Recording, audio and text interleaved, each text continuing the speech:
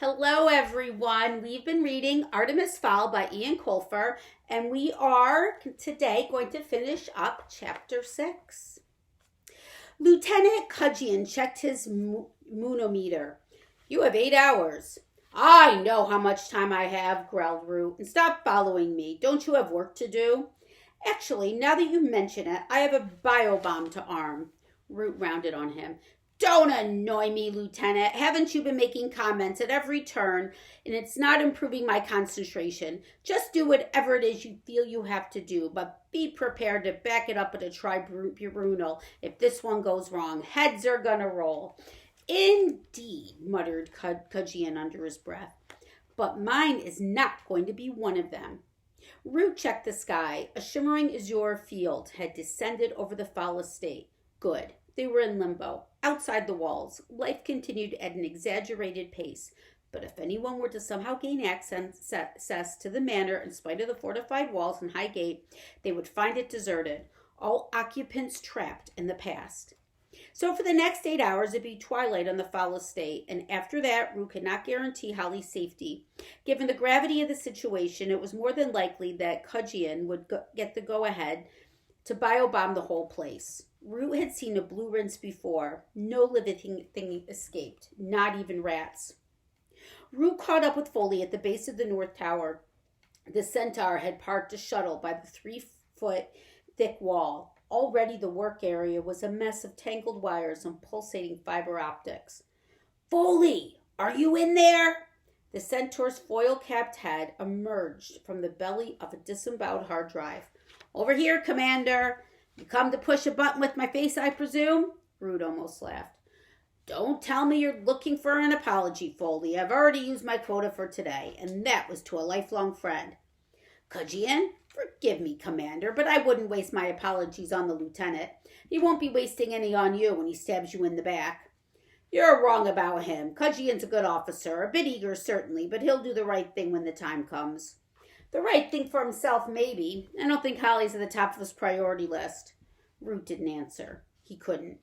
And another thing, I have a sneaking suspicion that young Artemis Fowl wants us to stop time.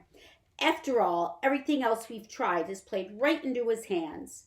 Root rubbed his temple. That's impossible. How could a human know about time stopping?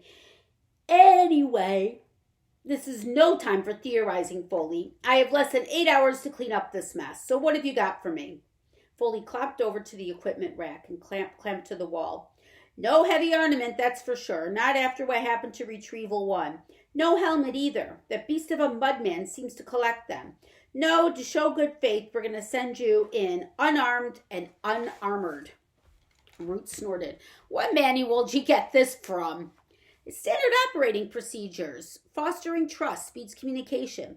Oh, stop quoting and give me something to shoot. Suit yourself, sighed Foley, selecting what looked like a finger from the rack. What's that? It's a finger. What does it look like? A finger, admitted Root. Yes, but not an ordinary finger. He glanced around to make sure no one else was watching. The tip contains a pressurized dart. One shot only. You tap the knuckle with your thumb and someone goes, bye-de-bye. Why haven't I seen this before? Well, it's a covert kind of thing. And, said Root suspiciously, well, there have been accidents. Tell me, Foley. Our agents keep forgetting they have it on, meaning they shoot themselves. Foley nodded miserably. One of our best sprites was picking his nose at the time. 3 days on the critical list. Root rolled the memory latex onto his index finger where immediately assumed the shape and flesh tone of the host digit. Don't worry, Foley. I'm not a complete idiot. Anything else? Foley unhooked what appeared to be a false bottom from an equipment rack. You're not serious. What does that do? Nothing, admitted the Centaur, but it gets a great laugh at parties. Root chuckled. Twice. That was a major laugh for him. Okay, levity over. Are you going to wire me? Naturally. One iris cam. What color? He peered into the commander's eyes. Mud brown. He selected a small vial from the shelf and removed the electric contact lens from a fluid capsule. Plucking Root's eyelid with thumb and forefinger, he slotted in the iris cam. That might irritate you. Try not to rub it or it could end up in the back of your eye. Then we'll be looking into your head, and there's nothing interesting in there, heaven knows. Root blinked, resisting the urge to need his watering eye. That's it? Foley nodded. That's all we dare risk. The commander agreed reluctantly. His hip felt very light without a tri-barrel blaster dangling from it. Okay, I suppose this amazing dart finger will have to do. Honestly, Foley, if this blows up in my face, you'll be on the next shuttle back to Haven. The centaur snickered. Just be careful in the toilet. Root didn't laugh. There are some things you just don't joke about. Artemis's watch had stopped. It was so the Greenwich wasn't there anymore. Or perhaps, mused Artemis, we're the ones who have disappeared. He checked CNN. It had frozen. A picture of Riz Khan jittered slightly on the screen. Artemis could not hold back a satisfied smile. They had done it, just like the book said. The LEP had stopped time, all according to plan. Time to check out a theory. Artemis wheeled over to the monitor bank and punched up the MAM cam on the 28th main monitor. Angelina Fowl was no longer on the chaise lounge. Artemis panned around the room. It was empty. His mother had gone, disappeared. His smile widened. Perfect, just as he'd suspected. Artemis switched the attention to Holly Short. She was banging the bed again. Occasionally, she would rise from the mattress, pounding the wall with her bare fists. Maybe it was more than frustration. Could there be a method in her madness? He tapped the monitor with a slim finger. What are you up to, Captain? What's your little plan? He was distracted by a movement on the Avenue monitor. Excuse me. At last, he breathed. The games begin. A figure was advancing down the avenue, small but imposing nevertheless. Unshielded, too. Finish play acting, then. Artemis punched the intercom buttons. Butler, we have a guest. I'll show him in. You get back here and police the surveillance cameras. Butler's voice came back tinny through the speaker. 10-4, Artemis, on my way. Artemis buttoned his designer jacket, pausing at the mirror to straighten his tie. The trick to negotiation was to hold all the cards going in, and even if you didn't, to try to look as though you did. Artemis put on his best sinister face. Evil, he told himself. Evil but highly intelligent. And determined. Don't forget determined. He put a hand on the doorknob. Steady now, deep breaths, and try not to think about the possibility that you have misjudged the situation and are about to be shot dead. 1, 2, 3. He opened the door. Good evening, he said, every inch the gracious host, even though a sinister, evil, intelligent, and determined one. Root stood in the doorstep, palms up, the universal gesture for, look, I'm not carrying a big murderous weapon. You're Fowl? Artemis Fowl, at your service. And you are? LEP Commander Root. Right, we know each other's names, so can we get on with this? Certainly. Root decided to chance taking out his weapon. Stay outside then, where I can see you. Artemis's face hardened. Have you learned nothing from my demonstrations? The ship? Your commandos? Do I need to kill someone? No, said Root hurriedly. You only meant to lure me outside where I could be snatched and used to trade. Please, Commander Root, raise your game or send someone intelligent. Root felt the blood pump through his cheeks. Now you just listen to me, you young. Artemis smiled in command again. Not very good negotiation techniques, Commander, to lose your cool before we even get to the table. Root took several deep breaths. Fine, whatever you say. Where would you prefer to conduct our talks? Why, inside, of course. You have my permission to enter. But remember, Captain Short's life is in your hands. Be careful with it. Root followed his host down the vaulted hallway. Generations of fowls glared at him down at classical portraits. They passed through a stained oak doorway to a long conference room. There were 2 places set at a round table complete with pads, ashtrays, and water jugs. Root was delighted to see the ashtrays and immediately pulled a half-chewed cigar from his vest. Maybe you're not such a barbarian after all, he grunted, exhaling a huge cloud of green smoke. The commander ignored the water jugs, instead pouring himself a shot of something purple from a hip flask. He drank deeply, belched, and sat. Ready? Artemis shuffled his notes like a news anchor. Here is the situation as I see it. I have the means to expose your subterranean existence, and you are powerless to stop me. So basically, whatever I ask for is a small price to pay. Root spat out a shred of fungus tobacco. So you think you can just put all this information out there over the internet? Well, not immediately, not with the time stop in effect. Root choked on a lungful of smoke. Their ace in the hole, gone. Well, if you know about the time stop, you must also know that you are completely cut off from the outside world. You are, in effect, powerless. Artemis jotted a note on his pad.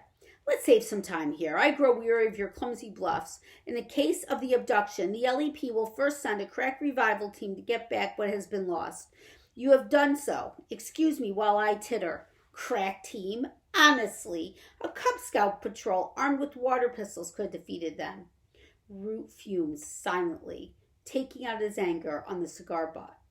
The next official step is negotiation, and finally, when the 8-hour time limit is to run out, if no solution can be reached, the biobomb is detonated, contained by the time field. You appear to know an awful lot about us, Master Fowl. I don't suppose you'll tell me how. Correct. Root mashed the remains of his cigar into the crystal ashtray. So let's have it. What are your demands? One demand. Singular. Artemis slipped his notepad across the polished table. Root read what was written there. 1 ton of 24-karat gold, small unmarked ingots only. You can't be serious. Oh, but I am. Root sat forward in his chair. Don't you see? Your position is untenable. Either you give us back Captain Shore or we will be forced to kill you all. There is no middle ground. We don't negotiate. Not really. I'm here to explain the facts to you. Artemis smiled his vampire smile. Oh, but you will negotiate with me, Commander. Oh, really? And what makes you so special? I am special because I know how to escape the time field.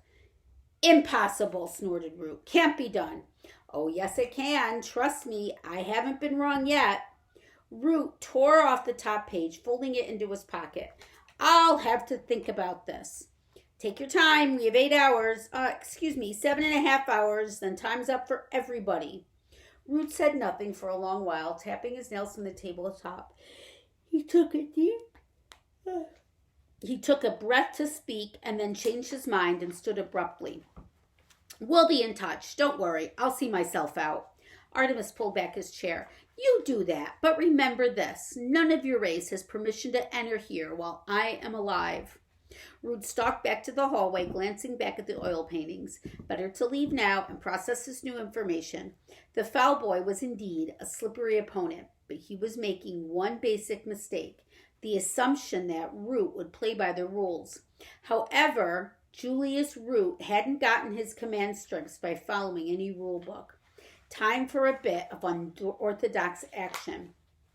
The videotape from Root's Iris cam was being reviewed by experts. You see there, said Professor Columbus, a behavior specialist. That twitch. He's lying. Nonsense, huffed Dr. Ergon, a psychologist from below the United States. He's itchy, that's all. He's so itchy he scratches. Nothing sinister in it. Columbus turns to Foley. Listen to him. How can I be expected to work with this charlatan? Witch doctor, countered Argon. Foley raised his hairy palms. Gentlemen, please, we need agreement here, a concrete profile. It's no use, said Argon. I can't work in these conditions. Cumulus folded his arms. If he can't work, then neither can I. Root strolled through the shuttle double doors. His trademark purple complexion was even rosier than usual. The human is toying with us. I will not have it. Now, what did our experts make of the tape? Foley moved slightly to the side, allowing the commander a clear run at the so-called experts. Apparently, they can't work in these conditions. Root's eyes narrowed to slits, bringing his prey into sharp focus. Excuse me? The good doctor is a half-wit, said Columbus, unfamiliar with the commander's temper. I'm a half-wit? Stuttered Aragon, equally ignorant. What about you, you cave fairy, plastering your absurd interpretations into the most innocent of gestures? Innocent? That boy is a bag of nerves, obviously lying. It's textbook. Root slammed a clenched fist onto the table, sending a spiderweb of cracks skirting across the surface. Silence! And silence there was, instantly. Now you two experts are on handsome retainers for your profiling work, correct? The pair nodded, afraid to speak in case that broke the silence rule. This is probably the case of your lives, so I want you to concentrate very hard. Understood? More nods. Root popped the camera out of his weeping eye. Fast forward it fully to the end.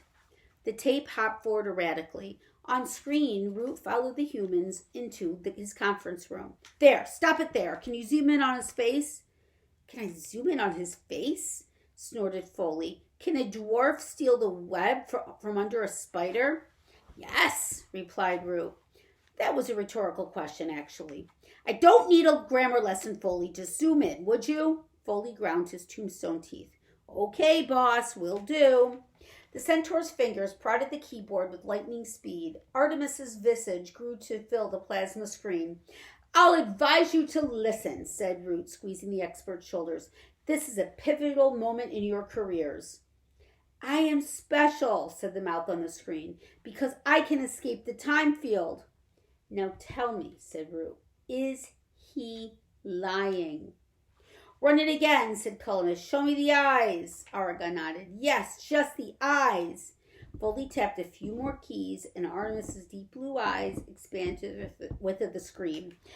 I am special, boomed the human voice, because I can escape the time field. Well, is he lying? Cumulus and Aragon looked at each other, all traces of antagonism gone.